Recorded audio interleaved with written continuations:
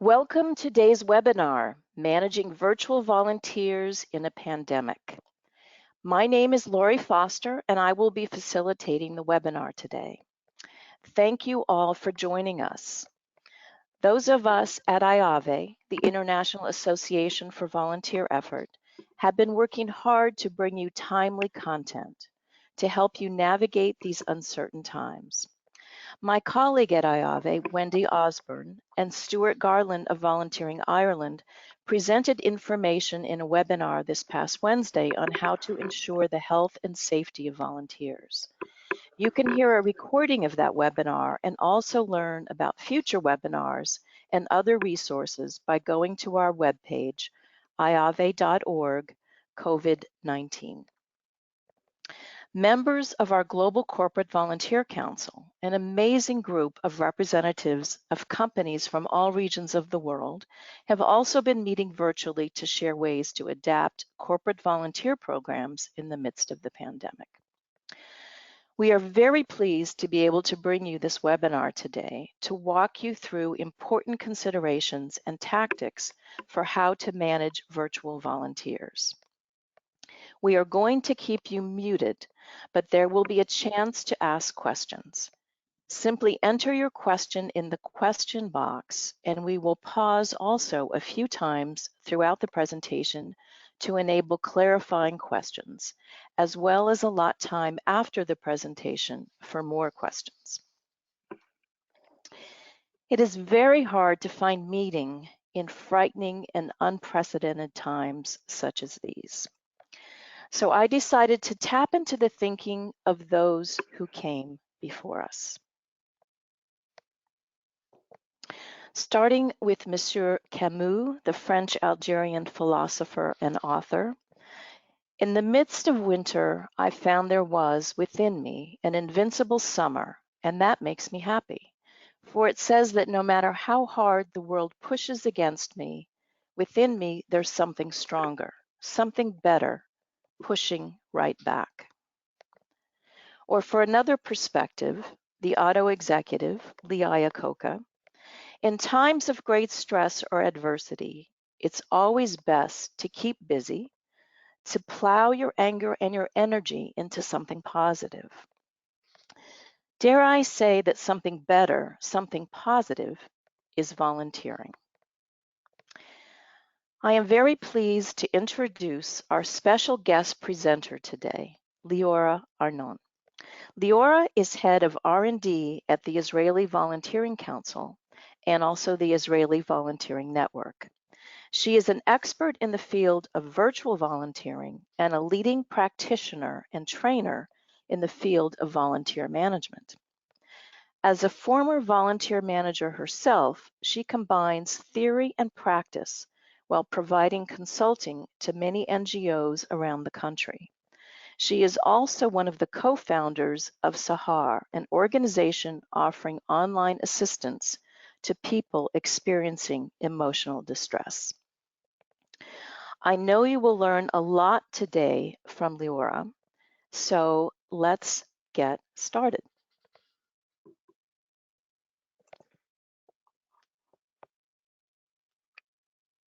Thank you, Lori.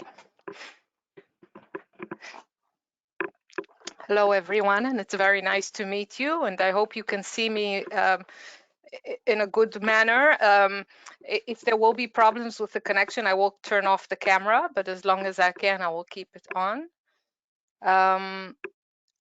Lori, are we switching to my view now so I can put the presentation on? Here we go. Great.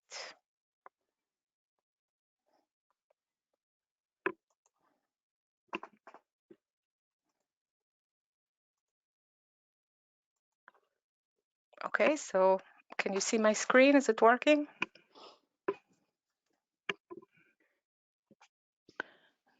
There we go. Yes. Great. All set. Okay, so good morning from Israel. I don't know what the time is where you are, or good afternoon from Israel, actually.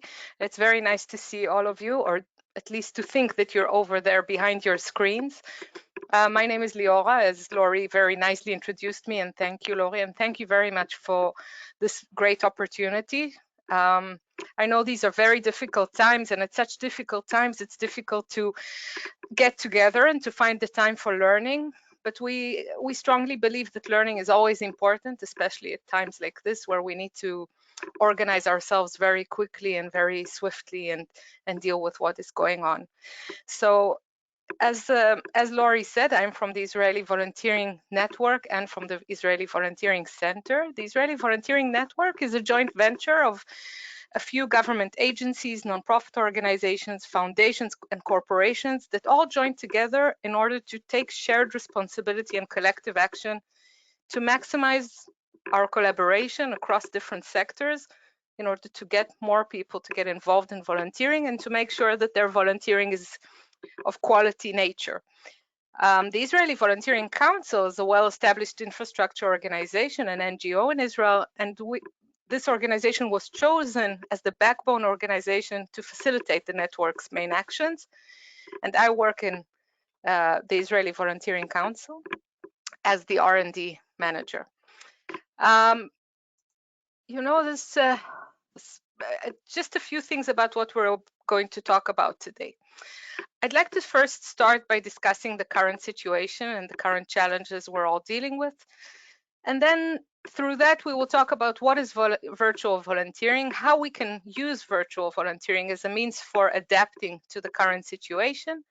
I'm going to talk about how to design virtual roles, a few words about risk management and how to train virtual volunteering.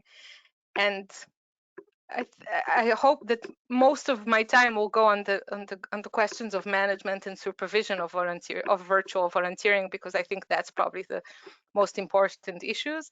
I will try to give also a corporate point of view, since I know some of our participants are from corporations, and I'd like to share another point of view to this from your angle. I'd like to start by saying that I think our challenge today is different. You know, coming from Israel, we know emergencies, we know how to deal with emergencies. We've been in emergency situations quite a bit in our past, but this emergency is probably different from any other emergency we've ever experienced so far. We all experiencing many limitations. Our volunteers, some of them have to be homebound, some of them their ability to travel is very limited. I'm not sure what the situation is in your countries, but at least in Israel, the public transportation has been canceled. A lot of people, especially people over 60, have been asked to stay at home. Some volunteers are allowed to go out, but under very strict limitations. So this situation is asking us or demanding us to become very creative in the kind of solutions that we find, especially because we do want to create functional continuity. We do want to make sure that beneficiaries of our organizations still receive our assistance. And also we want to make sure that our volunteer workforce stays with us, stays connected, stays motivated. And we also want to make sure that we're doing whatever is needed at this specific emergency time, dealing with this pandemic. And there are many new needs arising from this pandemic. So therefore, this is a huge challenge. We need to find a way to mobilize and to engage our volunteers throughout the situation under these limitations, but while trying to retain functional continuity. And probably for some of the needs, virtual volunteering might be a good answer. So we're going to try and look at that. So what is virtual volunteering? I brought you a definition taken out of, I think, one of the best books written about the subject by Susan Ellis and Jane Cravens. The last edition published in 2014 called the Last Virtual Volunteering Guidebook. And they define virtual volunteering as full or partial performance of volunteer tasks from home over the internet by using a computer or a smartphone.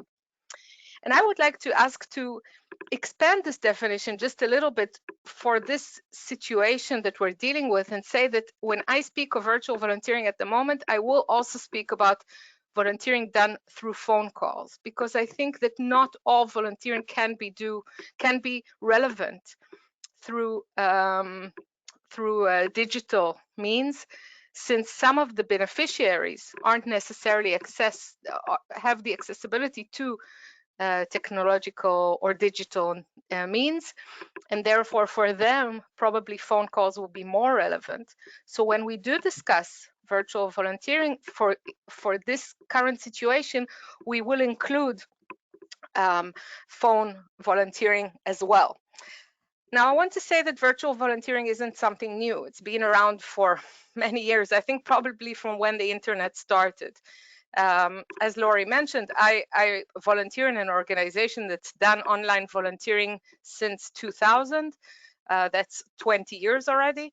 And I think we probably weren't the first to do it. There were probably around the world many organizations doing virtual volunteering. So the phenomenon itself isn't new. What's new about the situation is that when people choose to volunteer online, when they sign up for volunteering online, they usually know more or less what they're signing up for. And at the current situation, we're actually asking volunteers who do not volunteer online on a regular basis to make a shift, to adapt, to try to start volunteering online, even though that's not their routine, regular thing that they do. And therefore, there is a challenge there, and we will discuss that in a minute. But I think also a lot of organizations that have adapted virtual volunteering on a regular basis find that many of the roles are very specific skill-based roles that aren't necessarily to do with beneficiaries. And now we're being asked to create virtual volunteering roles that can help beneficiaries as well in a more direct fashion and not necessarily indirect. So this is part of what we're going to try to discuss and to address about. So the first thing I want to say, and this is important, it is sometimes when people tell me virtual volunteer, what does that mean? That he's not real? So no, even though the volunteering is virtual, the volunteers are not virtual. They're very real. We're talking about real volunteers, real tasks, real needs, and real impact.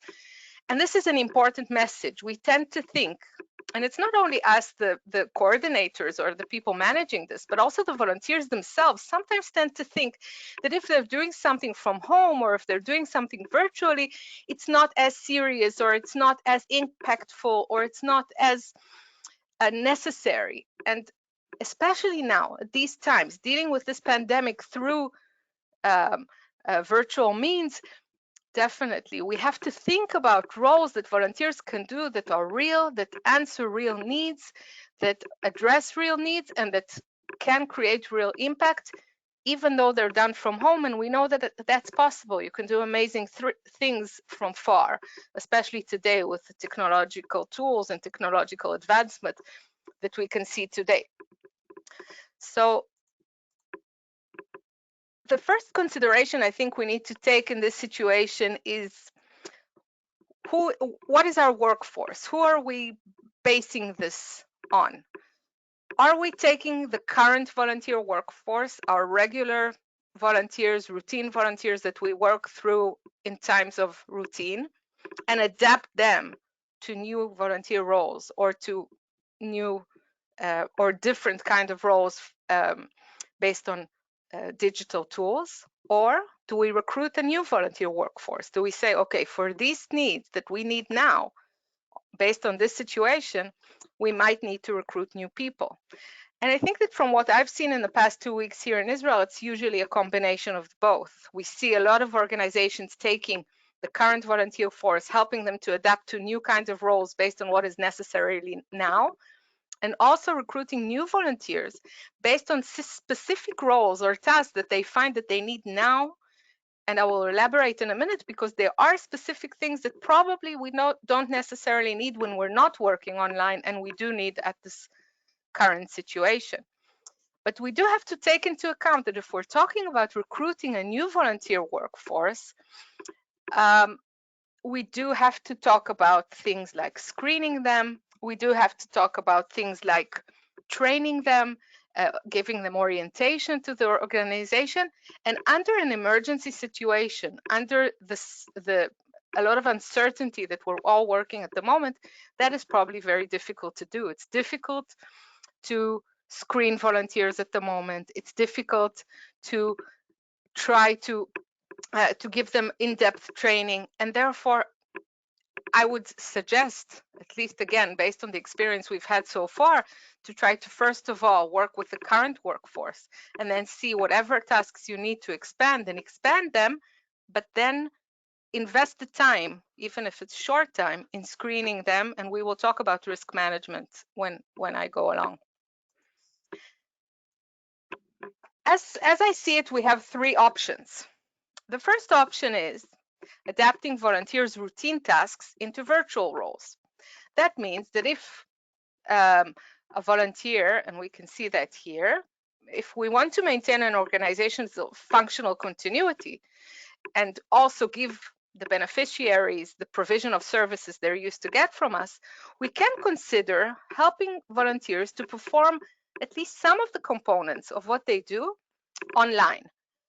Oh, so here are some examples for that. We can talk about moving from face-to-face mentoring or tutoring to online or by phone mentoring or tutoring. We can talk about moving from house calls, visiting elderly people or people with disabilities at their homes, to visiting them through phone calls or through online calls, and probably maybe magnifying it a bit. So if I visit an elderly person once a week, I can call him 3 times a week. Moving from group activities to online conference calls, or from playing chess with someone to online gaming, to playing the same game but through a phone call or through online. So that means, how do I take a regular routine job and try to move it or change it or place it online when it's relevant? And that's the first option that I wanted to talk about. The second option that I mentioned here is creating new virtual roles to meet pandemic-related needs. That means, how do I, besides the regular roles that we do, create new virtual roles that are specific to this current situation? And I'll show examples in a minute. And the third option is creating new virtual roles to meet routine needs. And why would I do that? I mean, we're in the middle of an emergency. Why would I try to think about routine needs? And there are two reasons to think about routine needs at the moment. First of all, we have many volunteers who are sitting at home at the moment who cannot leave their homes under different restrictions and limitations. If they are at home and they have the free time, why not ask them to utilize that free time in order to do things that we never have the time to do in our routine basis? So I'm going to give you a few examples for that.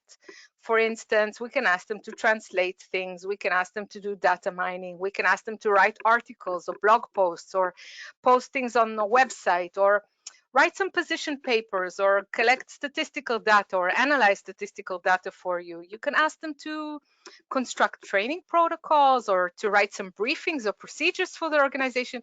This is an opportunity that people are at home. They have skills, different skills. I'm sure your volunteers have many different skills, and you can offer them to use these skills in a good way, even if it doesn't serve specifically now the needs of this pandemic, but it can serve you in your future service. Hopefully we'll get to that future very soon. Now, I can give you a good example of this. Here in Israel, we have an organization of volunteers that work at hospitals, and most of the volunteers are elderly, between the ages of 60 and 70. They cannot volunteer at the moment in the hospital. They're not allowed to leave their homes. They shouldn't go anywhere near a hospital at the moment. They're sitting at home. They cannot make phone calls to the people that they help at the hospital, because the hospital will not release information about people, their phone numbers, or whoever is hospitalized at the moment. And therefore they're, you can say, unemployed. They cannot do their regular volunteer work. So this organization thought, what can we do? We have all these volunteers. They're sitting at home. They're bored. They want to be busy. So they asked all these volunteers to start thinking about different tools that they can create in order for, whenever they go back to their job and they continue with routine, they will be able to use these tools to make their job easier, to make their job more professional. So for instance, they're making short videos, and they're making different procedure papers, and they're making different kinds of tools for new volunteers and for current volunteers to make their volunteering more meaningful when they will return. So that's one avenue that you can take. The second one is to look at the needs of this pandemic specifically and think about what we can do virtually in order to meet people's needs. And there are a lot of new needs coming out of this pandemic. We know that a lot of people are isolated, a lot of elderly people are alone and don't have anyone next to them, and they are probably very lonely. We know there are people who need food. We know there are people who need somebody to do their grocery shopping for them. Okay, so we can think about not the regular roles, but maybe new roles that we can create for now. For instance, we can talk about how to assist beneficiaries with online shopping. We can talk about how to assist beneficiaries who are in quarantine with them, giving them online workshop or counseling. We know that at least here in Israel, we've heard quite a few people who are suffering from anxiety, people who are, there is a lot of tension in the family because they're not used to being so many hours together closed up in the house. So there's a lot of tension. So they need counseling, they need guidance. So you can offer volunteer services online for that. You can do workshops for children online where children can you can play games with them. You can maybe even cook something and show them how to do it, and they can cook it at their house. Different kinds of activities online. You can also use skill-based volunteers for pandemic-related things like graphic designs. If you need to create different messages for volunteers on how to stay safe, or different presentations, you can ask for translators. You can ask for volunteers who can provide you with technical support. I can tell you that myself, because part of what I do is create tools for volunteers for dealing with this pandemic.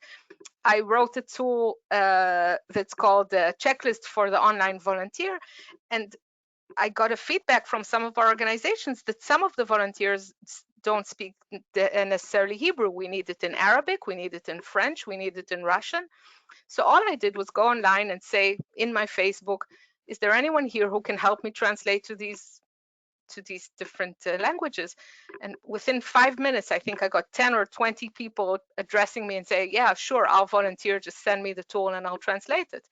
So therefore you can use volunteers for these specific needs right now, because a lot of people want to do, they want to be active. There's something about an emergency that creates the sense of we want to, I think it gives you a sense of control when you do volunteer throughout the situation.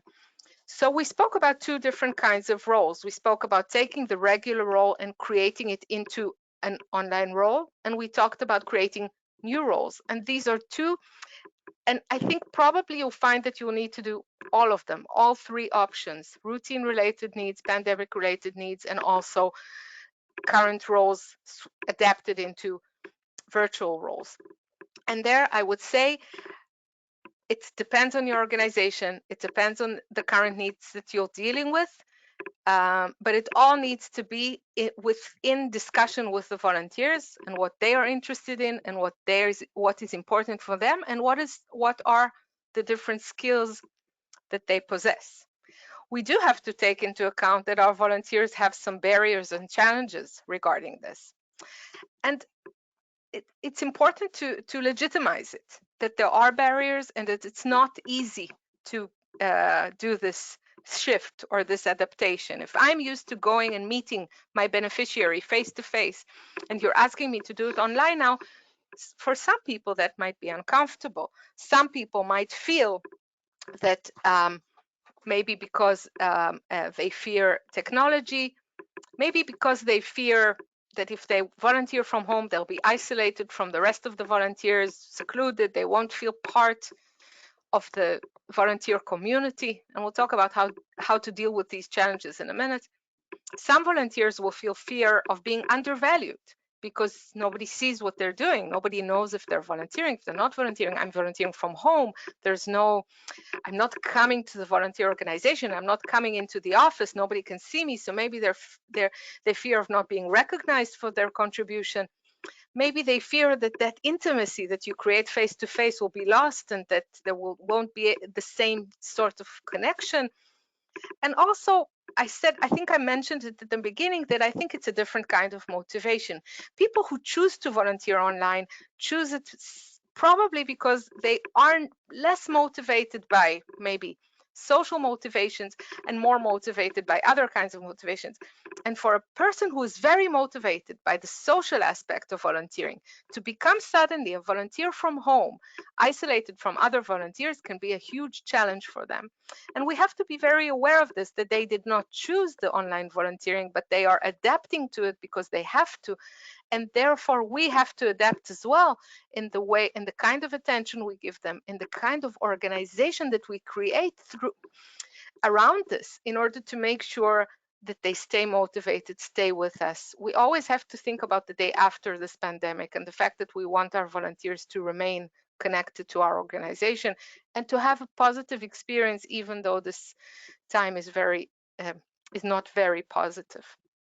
Okay, so before I move on to the management of it, I want to just stop for a second and ask Lori if there are any questions or that I can address so far. Yes, thanks, Liora. We've had a lot of comments from the listeners saying thank you for all the information. Okay. One member is asking if they will have access to the checklist you mentioned and in the different languages.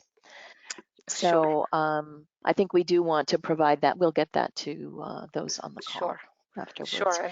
And of course. In addition, there's a question about the pandemic-related volunteering. Mhm. If someone is not online and is making a phone call, how would they, given all the limitations, how would they access the data and the contacts? How would that phone call work? How would they access the data of the phone number of the beneficiary? Is that the Right, question? exactly. Okay. How would they get that information? Yeah. So it depends. It really depends if your organization, if these beneficiaries are your beneficiaries on a regular basis, or if you're collecting them specifically around this specific situation. We work very closely with the local municipalities, with the welfare system, and usually they have a list of people who need help. And there are technological systems that allow you to make a phone call where the person who you're calling does not see your number, and you as the volunteer don't see their number, and therefore privacy remains. So you should look up online to see if you can find a system similar to this that allows that, if there is an issue of privacy. If these are beneficiaries who you usually give service to, then there shouldn't be a problem. You should probably have lists of their contact lists, and then offer the volunteers to make that phone call from home. Of course, if the volunteer agrees, because it is exposing their number if you don't use a system, as I mentioned. Great, thanks, Liora. Okay, I just want to say about the tools that also at the end of my presentation, there will be our email, and if any of you would like more tools, more resources, we'll be happy to share. Just write to us and we'll be happy to stay in contact and to share some more of our experience and to hear from your experience as well. Okay, so we discussed barriers and challenges, and I'm gonna address for a minute how to deal with these barriers and challenges. And I want to start by saying that the key is the application of basic volunteer management standards. It doesn't matter if our volunteers are online volunteers, offline volunteers, on-site volunteers, whether online or not, they need training, support, feedback, guidance, recognition, and probably today more than ever because of those challenges I just mentioned. And I know you're going to tell me that now is not the time for planning. We're in chaos, it's an emergency situation, there's no time, we have to react quickly. I agree with all of this, but I would not give up on a basic planning mode, which means that if we are clear about our management and about our leadership and about what we want from them and how we want it and how to plan it, the clearer you are in the management and leadership, You will create a counterbalance to the fear and uncertainty that your volunteers are experiencing at the moment. And this, I know we're all experiencing fear and we're all experiencing uncertainty, but this is where leadership kicks in. And this is where it's really important to take a leadership role and to say, you know what, we've got this, we're in control of this, we know how to manage and handle this. And therefore the planning or the putting forward those basic volunteer management skills is very important. Now, I'm not going to go through all the 12 steps or volunteer life cycle. I take into account that you all know this material. I'm just going to try to address how to do it specifically for virtual volunteers during an emergency. I'm going to start by saying that when it comes to the volunteer's role or task, and it doesn't matter which of the three options that you choose, you should always have a written task. It should be in writing. And it's very important, especially now when it comes to this emergency and when it comes to virtual volunteering, because each volunteer is sitting at home. You don't get really the opportunity to see them face to face. And they need to get from you something that's very elaborate and very specific and has all the different information that they need in order to make sure that they know how and what is expected from them. So a good written role definition reduces misunderstandings. It gives you a very clear way to measure if the volunteer is contributing or not to the task. It makes it easier for you um, to recruit the new volunteers because you know exactly what you're recruiting them for. And it actually creates less work and not more work, because if you make it very clear, it reduces a lot of misunderstanding and questions. So I would say have very clear role definitions and make sure that you also have very suitable technological tools in order to support those role definitions. So if you want a volunteer to do online trainings for people, or if you want a volunteer to give workshops, you have to make sure that you give them the tool to do that on, whether it's one of the free tools that are around, whether it's a tool that you buy specifically for the situation. That's important. I would suggest, when it comes to technological tools, not to try to introduce volunteers at the moment to new tools or to tools that they are not familiar with. It's not a good time to start talking about implementation of technology. Use tools that are familiar, use tools that they know from routine times. It will be much easier for them to adapt to that at the moment, unless it's something that's very intuitive, that it's easy to use, and then you can go for that as well. Um, a task or a role that's for an online volunteer should have a start and an end. I wrote here date and I want to add time. One of the things, or one of the biggest challenges in online volunteering, is the fact that the boundaries between home and volunteering are very blurred. There aren't any clear limitations between my volunteer work, and my home. Everything is getting mixed up at the moment. I'm doing everything from home. My family, my friend, everything is at home. And because of this, two things might happen. One thing that might happen is that I take a task on myself and I don't really do it because somehow it gets mixed up with everything else that I want to achieve and everything else I want to do during the day. And I'm not in the right frame of mind for it. And the other thing that might happen is the opposite, that I might want to do too much because I want to feel meaningful. I want to feel that I'm doing something good with my time. I'm sitting at home. I'm bored. I want to be active. And that might cause burnout very quickly. If a volunteer works all the time, nonstop, for a day or for 2 days or for 3 days, by the fourth day, you'll be tired and you'll want to stop. So it's very important to keep the tasks that we create for volunteers very well defined. How long it will take to do this task? When do we expect to receive it from you? Or when do we expect you to meet the beneficiary online? And the best thing I would suggest for this is to have it shift-based. Switch to working on shifts. And what do I mean by shifts? It means that the volunteer commits at the beginning of the week. You send them a table with different shifts every day.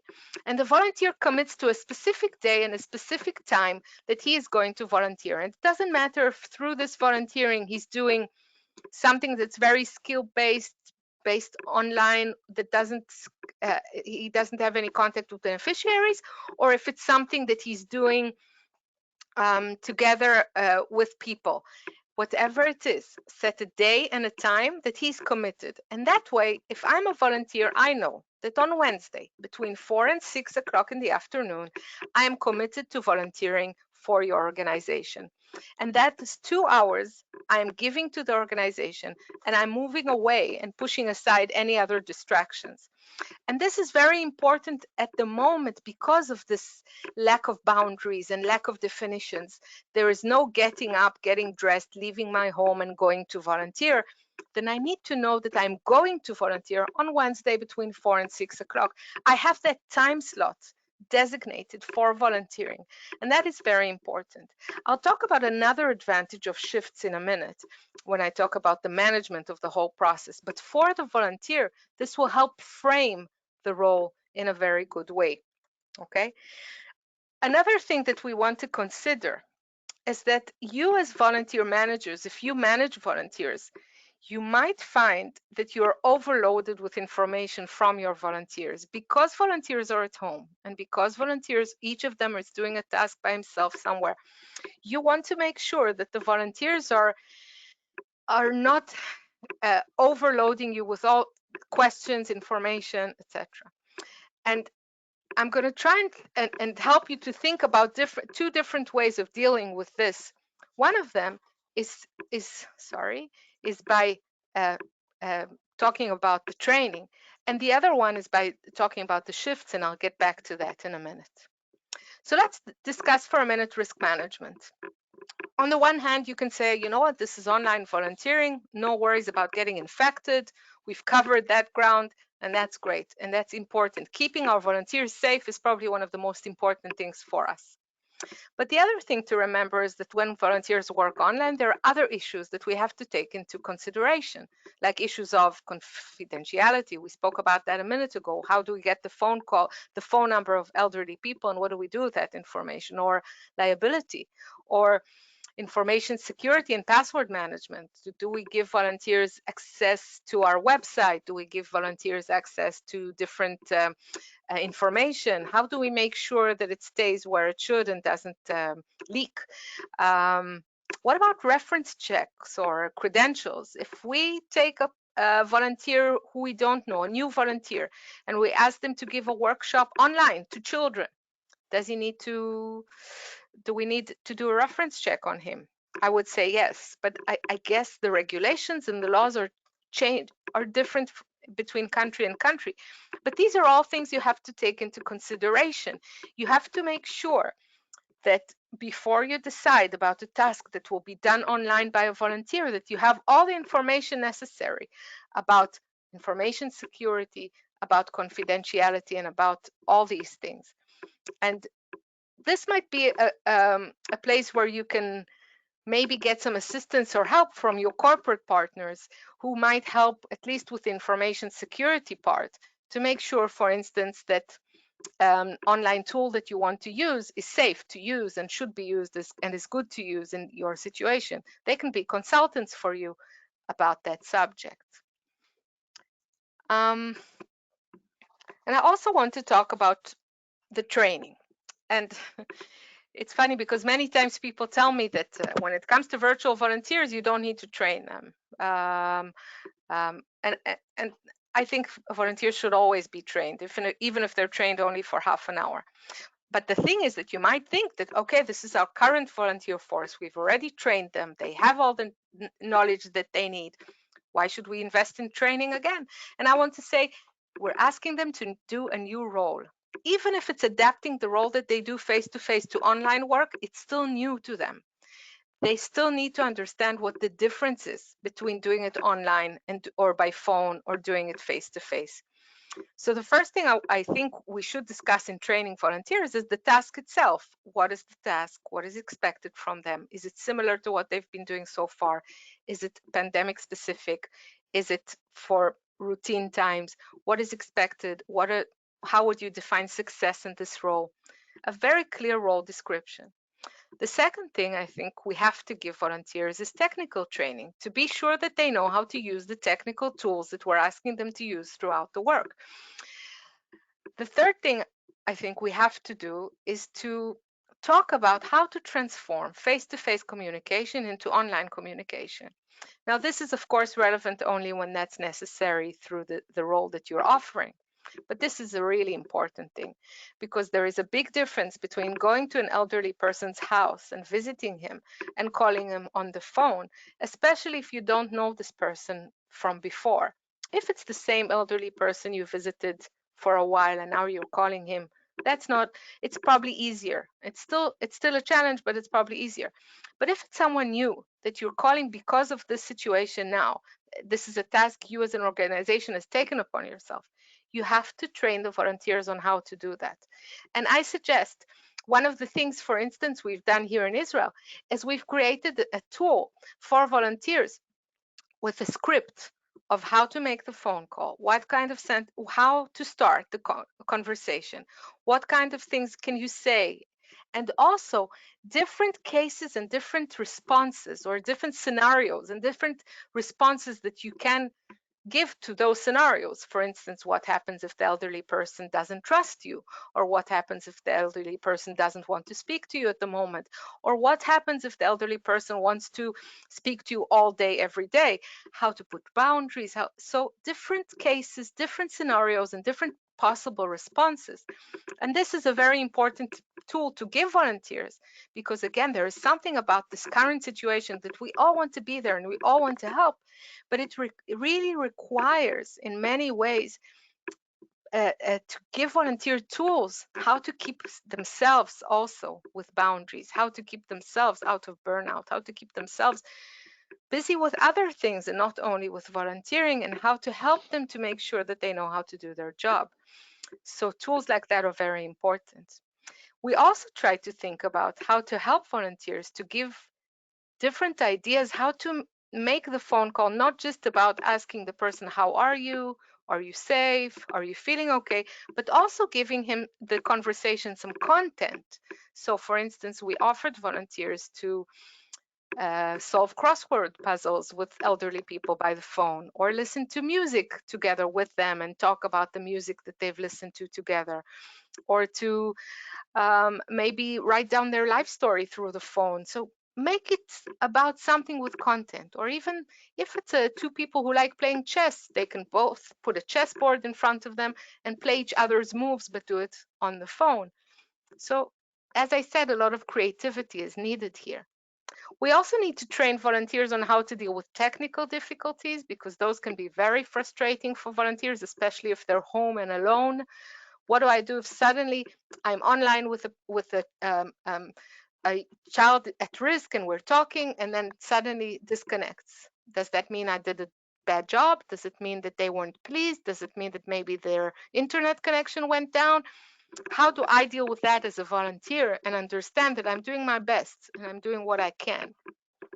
It's also about dealing with task difficulties. How do I deal with the fact that some of the tasks, because there's nobody next to me, I might find difficulties with them and I need answers and I need them quickly. So I think a training should help them to understand in which situation, who do they turn to and who they can ask for help. And also, I think we need to think about how we make sure these volunteers online remain representatives of us as organizations. That means giving them all the rules and regulations and procedures and ethics that we expect volunteers to act upon when they are doing their role, whether it's online or by the phone. And this is very important to make sure everyone's on the same page and they know what those rules and regulations are. I would suggest, since the times are what we're dealing with now, to use online tools for online training, just as we're doing now, a webinar. Try to do something where you can see each other, make a group connection, and teach all these important things. If you do not know the technical parts, this is a good opportunity to recruit new volunteers. I said before, you can recruit specific volunteers for now to recruit volunteers who will be technical supporters. It's important because we cannot expect volunteer managers to necessarily know how to train on different technical tools, but they can definitely use volunteers who are more technologically savvy that can do that for them. And that's a good opportunity to recruit new volunteers for that situation. So I'm going to just do a quick pause for questions. Thank you, Liora. We have many questions, but Okay. let's take a couple here. Do Okay. you know of any tools for children that are at home trying to continue their studies but do not have any technology? Have you heard of any opportunities to help these children? That have no accessibility to technology at all? Yes. Yes. Okay. Wow, that's a big challenge. I don't know anything off the top of my head, but I'm definitely willing to bring this question to our partner organizations here, because I'm sure we have similar situations here in some of the populations that aren't accessible to technology, and I will try to find out if they have some good ideas on different ways to dealing with it. The first thing that comes to mind is trying to do it by phone and not by computer or online, but just by a regular phone conversation, or by sending them by post some materials if that can be relevant. That's maybe using neighbors that can support neighbors, but there's nothing that comes to mind that I know of, but I'll definitely take the challenge of checking and then trying to send you that information. If whoever this is can email me, I'll be happy to Okay. try and find out. Great. Great. And we are keeping a resource page on IAVE's website. So that's Wonderful. something we could add as well, Leora. Thank you for Wonderful. that. And another question, which may be difficult to answer, but I'm going to give it a try. Okay. Do you have ideas or suggestions on how volunteers can virtually help the pandemic efforts on a global scale? So beyond anything that they can do to help beyond their individual countries. Well, I think this is probably one of the fascinating things about this specific emergency volunteering, is the fact that it is a global emergency. And usually it's something that's area based or geographically based, and now we're all in the same boat. We're all facing the same kind of challenges. So definitely, I think there can be and there should be a thought, and I think that's what brought us here today, because we do believe that we can share experience and share knowledge, and yes, maybe also share some volunteer resources, and that's a really interesting idea. I think that if for instance in one country there are many psychologists or psychiatrists or social workers that are available and don't have that much work, and they can give emotional support online to people from other countries, I don't see why not. I think there are certain things that aren't necessarily locally based. Maybe they are a bit culturally based, but they're not necessarily locally based. So you can do that definitely. You can share experiences between volunteers, share ideas of how to help people.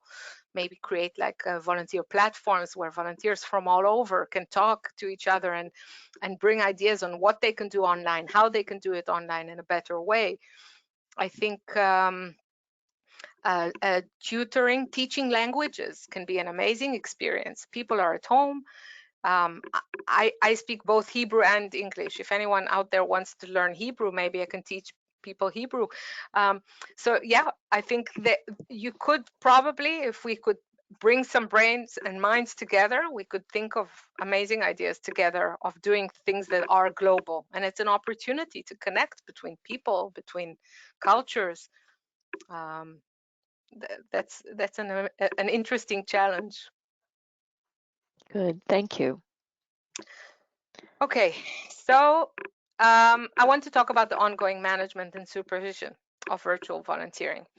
And I'd like to say that one of the most important things, and I spoke about it before, is that I want to try to minimize the overload of information that you as a volunteer manager will have to deal with, because your volunteers are actually at home and are all wanting or seeking attention, connectivity. So we need to find ways to make them feel connected, need to find ways to make them feel part of something bigger. We need to find ways to make them feel they are appreciated, and make them feel also that you're on it, that you know what they're doing, that you're connected to them, that you're involved, without them calling you 5 times a day or sending you 100 messages on WhatsApp, because besides them, you probably have 20 or 30 or 100 volunteers more. So how do we do this? The first thing we have to do is to create an interactive workspace and meeting space for the volunteers, a volunteer community. If our volunteers are used to coming face to and meeting face to face in the volunteer club, in the volunteer organization, in the wherever they meet, we have to create that for them, exactly that kind of club or meeting space online. We have to give them a volunteer community where they can share each other's experiences, talk to each other, share their knowledge, share how they're feeling in the current situation, just feel part of what they're doing, and also consult each other how to do the role, how to do it in the best way. This is also an opportunity to create different challenges for volunteers. If you have a community, you can do, I put here hashtag volunteer from home. You can ask your volunteers to take photos of themselves volunteering from home, post them in your volunteer community, online community, with the hashtag volunteer from home. Each day posing a different kind of photo, or make challenges, make activities for them so they still feel part of something, even though they're in their own home, in their own room, and not meeting face to face. A volunteer community can be on Facebook, it can be on Google, wherever you and your volunteers feel comfortable to have it, as long as you give them that space, and that is very, very important for them. It's also an opportunity or a place where you can give all volunteers announcements, um, and also to celebrate birthdays, to the birth of a grandchild. It's that social space where you want volunteers to feel that they're all together and happy. The second thing that's very important to give volunteers at the moment is technical support. Volunteers have to have someone they can call that will help them with technical support that they encounter while they're volunteering from home, whether it's on the computer or on their smartphone. So this is again where I would suggest using new recruited volunteers specifically for this task, so that every volunteer has a phone number of one volunteer, technical support volunteer, that they know they can call in case they need someone to consult regarding technical issues.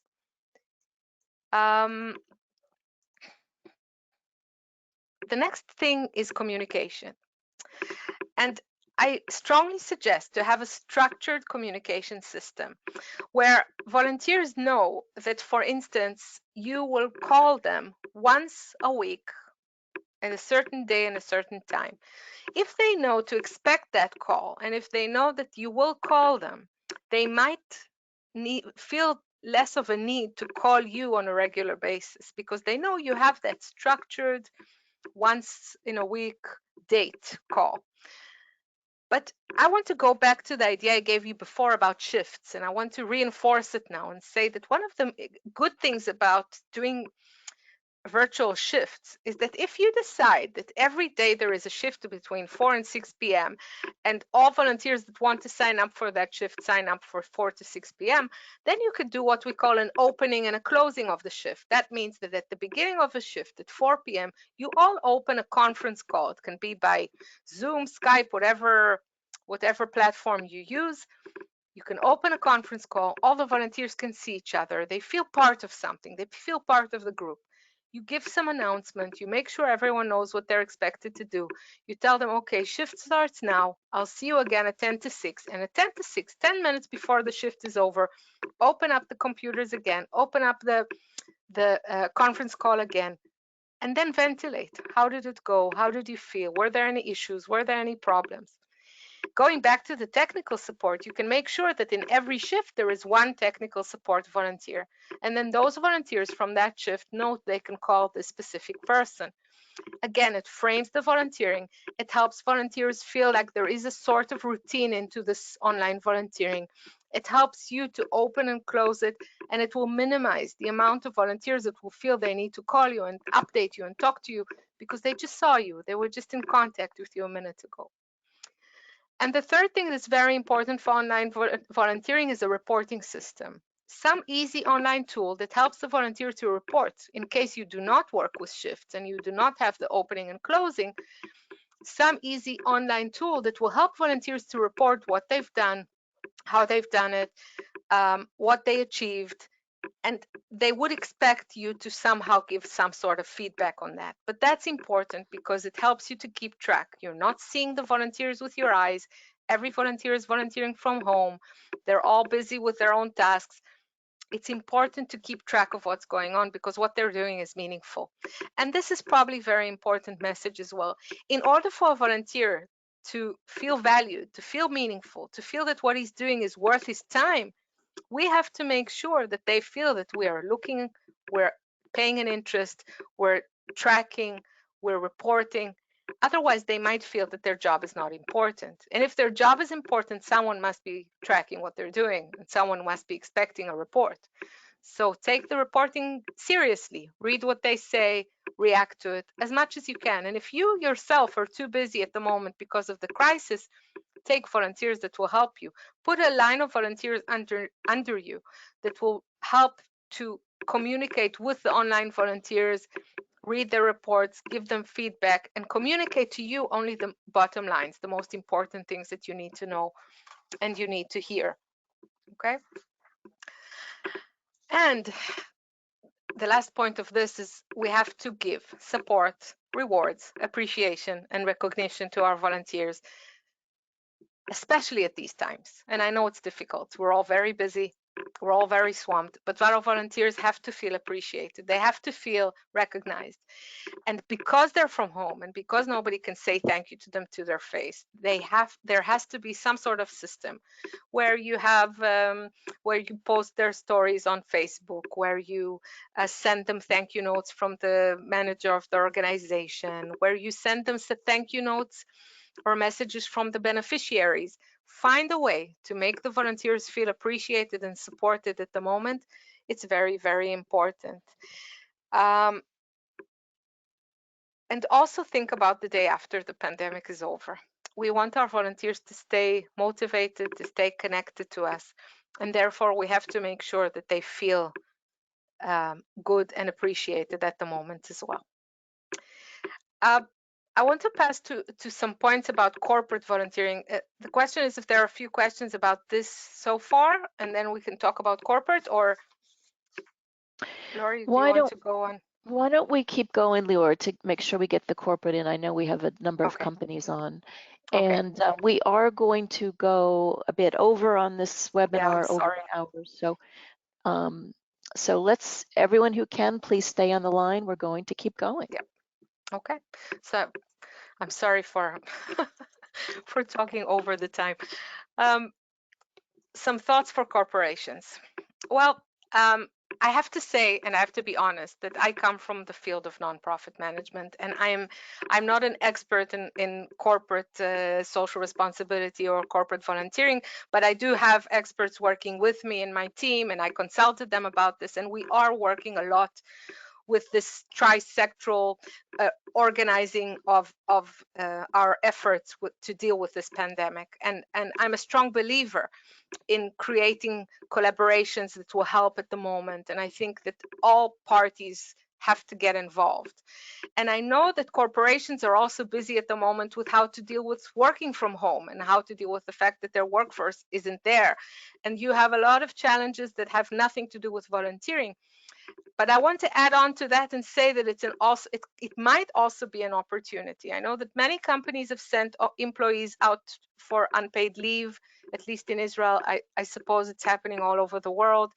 Maybe volunteering can be an opportunity to keep volunteers involved in case for the day after this pandemic you will want to recruit those employees back. That can be a way to keep your volunteers involved with you, or your employees involved with you, by volunteering. I know that most companies or most corporations have a focus area or something, some focus population that they like to work on, or a specific target that they like to address socially. And I'd like to suggest to stay focused on that and that, but also to expand at the moment and to see how you can give also assistance and help to new challenges that are coming up from this current situation. But base it on the current partnerships that you have, because creating good and stable partnerships in through or while there is an emergency happening is a very big challenge. It's very important to open lines of communication and to ask and to find out what are the most pressing needs of your partner, your community partner organizations and their beneficiaries are at the moment, in order to try to find out how you can help in the best way, or how you can be involved in the best way. And also ask your employees what they think are the most pressing issues and how they think they would like to get involved and to help. And then a lot of the tasks we spoke about on online tasks and phone tasks are relevant to them as well. They can also make phone calls to elderly. They can also give workshops. I'll give some examples in a minute. I would suggest having an online survey for employees, asking them what they'd like to do, how much they would like to be involved, and if they decide to do it, to support and recognize their efforts. And that's very important, to give them recognition if they do choose to volunteer at these times. Also think about how to incorporate the issue of volunteering into company communication. So if you have online meetings, ask managers to also mention volunteering as one of the tasks or one of the issues you would like them to, the employees, to get involved in. Make sure that it's part of the conversation at the moment within the company, even though we have so many things to discuss. Try to think if you can incorporate that with messages from the CEO, with different messages from the managers into meetings that you have, online meetings from team leaders, etc. Also, I'd like to give a few examples of things that are happening here in Israel with corporations and things that we are doing. So we have quite a few companies helping us to develop software and web development for current national and local needs.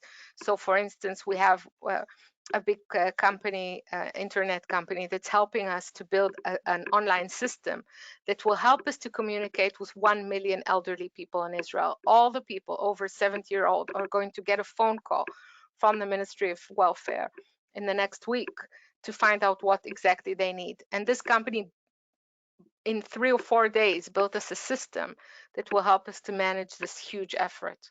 So that's something that you can sign up for. But it can also be smaller, more specific needs that you can help.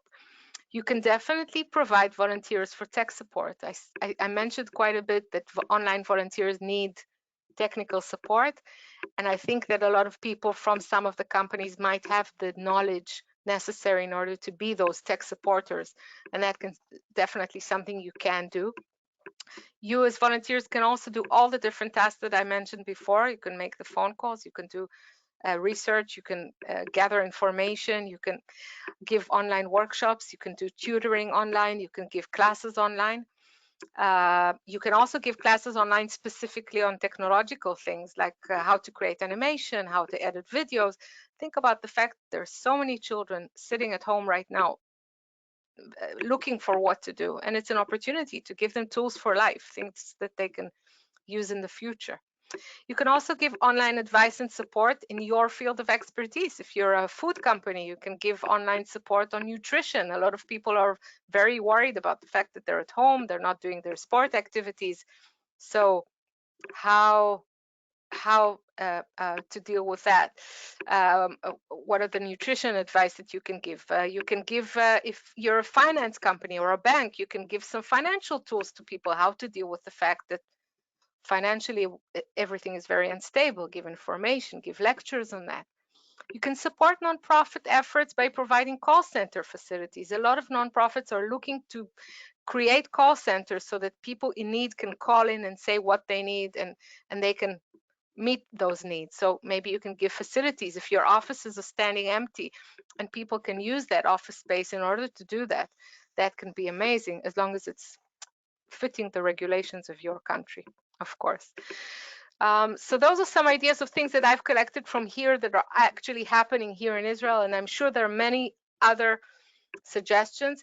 I think, just as we spoke before, it's an opportunity globally to open up our minds and to speak to each other and to share ideas and to share knowledge. I think it's an amazing opportunity to do it, since this is a global crisis. Okay, so I think I've said everything I wanted to say so far. So if there are any more questions, I'll be happy to address them. Yes, Liora, we have lots and lots of questions, but let me just take a couple here. Okay. How do you monitor a volunteer who's working online? How do you monitor the quality and appropriateness of what they're doing? Is there a way to do that?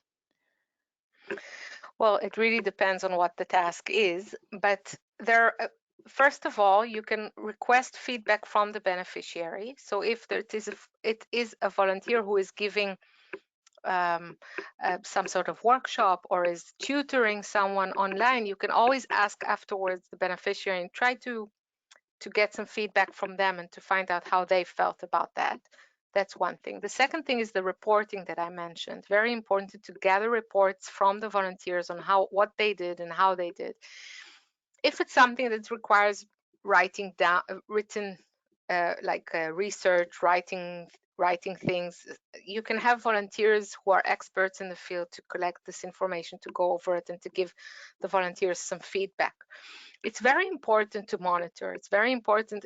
I said it before. I think that for volunteers to feel meaningful, they have to feel that they are being monitored. Now, the best thing to do would be to do as much as possible skill-based volunteering, meaning putting the right volunteer in the right job, putting volunteers who have the right experience, who have the right knowledge, and asking them to do the tasks, and then you will minimize the problems of maybe lack of professionalism. But you have to also take into account that at the moment people are doing their best, and even if it's not the perfect work, as long as there's no damage done. If they are coming into direct contact with beneficiaries, that's where you have to get to collect that feedback. And even if it's an online conversation, maybe once in a while ask to join one and ask to see it from the side and to see how it's going. Offer to join. That can also be a good option. And one last question, Lior. What about ensuring the mental health of volunteers? I mean, this is a very stressful time, and I know this is also one of your areas of expertise. What would be your recommendation on how to keep volunteers mentally strong during these times? Well, I think I'm a stronger believer that volunteers are a target audience themselves of volunteer organizations. And if we take the responsibility to ask them to volunteer for us, we have the responsibility for them. And we have to make sure that they get all the support that they need. And therefore, I would suggest a few things. First of all, there are many mental health specialists that are now at home and are looking for opportunities to volunteer. Recruit them and ask them to help you with giving volunteers workshops, online workshops, where they can ventilate, where they can share how they feel. That's one very important thing. Second thing is you can partner with one of the organizations in your country that gives mental health, like a mental health hotline or an online hotline that gives mental support, and ask them to be open to also receiving calls or online calls from your volunteers, and give your volunteers that information, where they can call, who they can get support from. The third thing is that if you do what I said before about shifts and open and close the shift, the good thing about that is if you do it online with video cameras, you can see the faces of your volunteers. And that's really important because many times the volunteer won't say anything, but you can see on their body language, you can see on their face how they're feeling. And if you notice that someone seems a bit down, that's a good opportunity to pick up the phone, to find out what's going on, to try to pay an interest, to offer some help, to connect them to a volunteer psychologist or psychiatrist or a social worker that can give them the support. So it's about making the different platforms, offering different platforms for the volunteers to receive mental health support at this time, and making sure that they know that we feel responsible for that as well, and that if there is any problem or any issue, they should be in contact. And make sure that you're in close contact with them all the time, whether it's with opening and closing a shift or whether it's calling them once every couple of days, every 3 days. And again, if you cannot do it yourself, get special experienced volunteers to do that with you. Thank you, Liora. Great tips. So many good tips that you've given us today. I want to just tell those on the line that we are recording this.